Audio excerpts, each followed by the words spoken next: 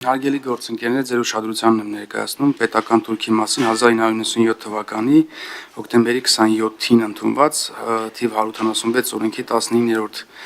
19.6 հոդվածի 15-րդ մասում փոփոխություններ կատարելու, այն է 20-ապատիկ բառը փոխարինել 50-ապատիկի չափով։ Հիշեցնեմ, խոսքը վերաբերվում է ներմուծման համար սահմանված Թուրքին, մետաղական ամրաների մասին է խոսքը։ Հիշեցնեմ նաև արգելի գործընկերներ, որ կառավարությունը այս ոլորտը առաջնահերթություն է համարում վերջին մի քանի տարիներին։ Մենք կառավարության տարբեր որոշումներով Հայաստանի Հանրապետությունը արգելել է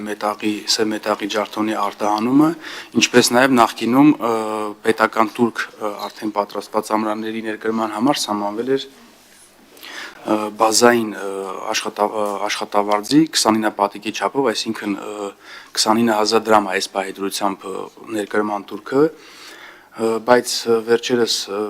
վերջին ժամանակներում կապված իրանական արտարժույթի անկման հետ, այսինքն իրանական դրամը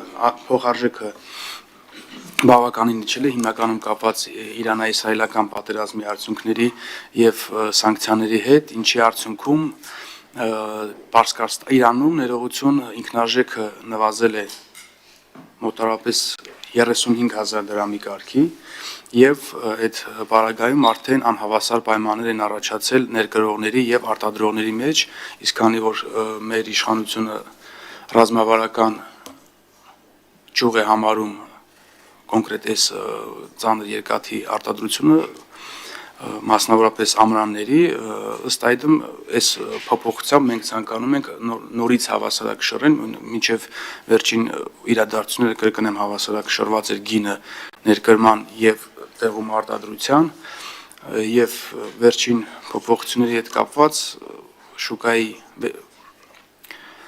ուսումնասիրությունը ցույց է տվել, որ տեղի արտադրողները կանգնել են լուրջ խնդրի առաջ կապված ներկրման հետ, ուստի մենք եկել ենք այս փոփոխություններին